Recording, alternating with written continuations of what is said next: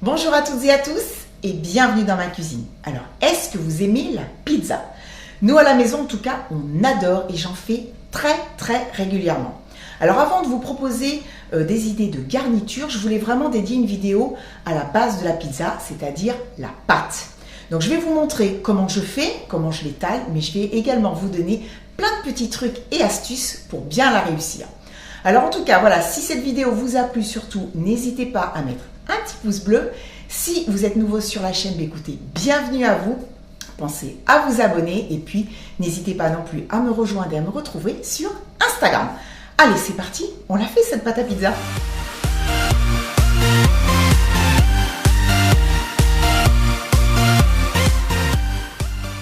Alors, donc première étape, ça va être de mélanger donc mon sucre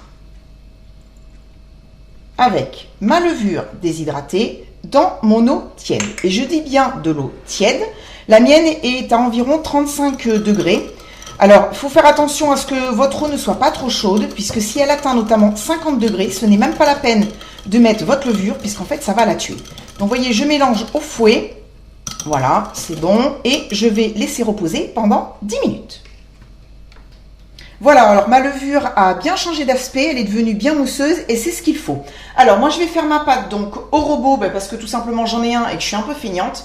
Mais vous pouvez tout à fait faire cette pâte à la main, il faut juste un peu d'huile de coude parce qu'il faut la pétrir. Alors dans le bol de mon robot, je vais commencer par mettre mon sel fin. Alors pourquoi je mets mon sel en premier? Tout simplement parce que la levure et le sel ne s'aiment pas du tout. Il ne faut pas les mettre en contact parce que sinon le sel va tuer votre levure. Donc on les sépare. Je vais ensuite ajouter ma farine, mon huile d'olive. Alors ensuite, deux petits ingrédients qui sont tout à fait facultatifs. Moi, j'aime bien parfumer ma pâte avec des herbes. Donc ici, j'ai de la sauge et du romarin. Donc je les ajoute. Et puis maintenant, ma levure.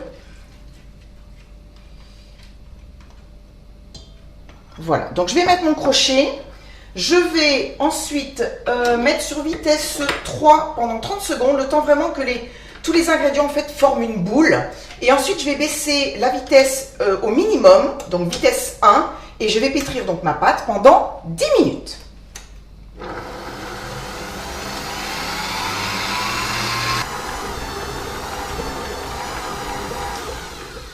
Allez, j'arrête. Donc, écoutez, ma pâte a l'air vraiment très belle. Je vais la sortir. Donc, vous voyez, il n'y a rien à l'intérieur de la cuve. Hein. Donc, tout va bien.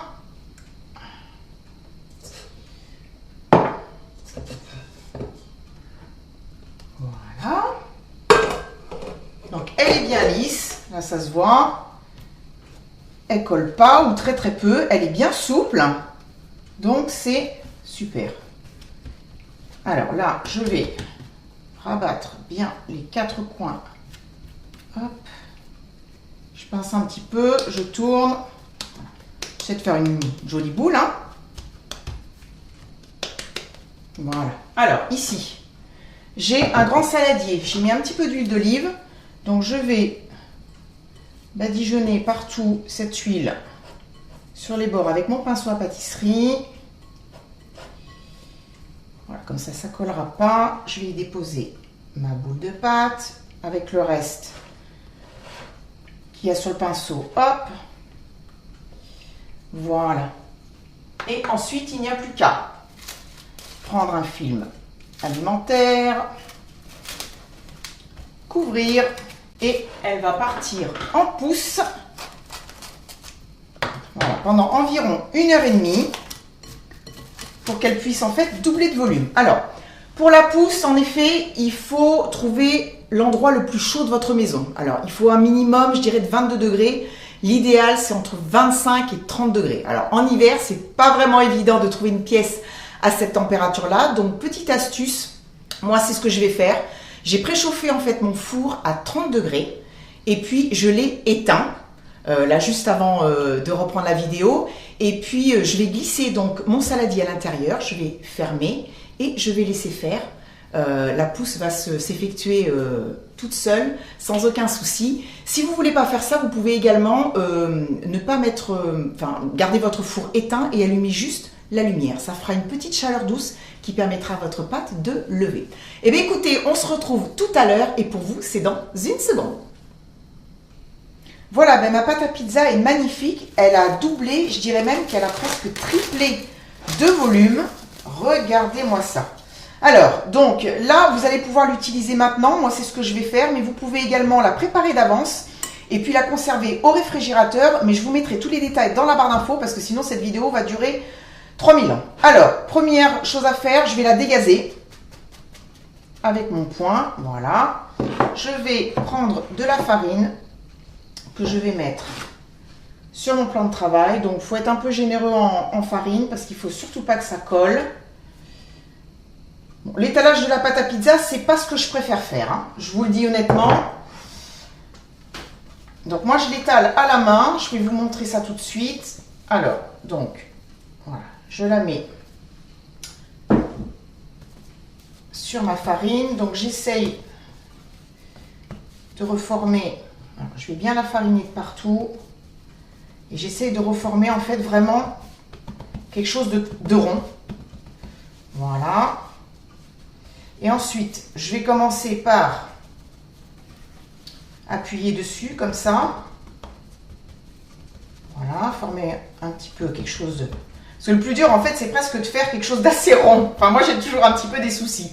Ensuite, ce que je vais faire, c'est que je vais prendre ma main gauche qui va me servir de guide, deux doigts, et je vais former une bordure. Comme ça.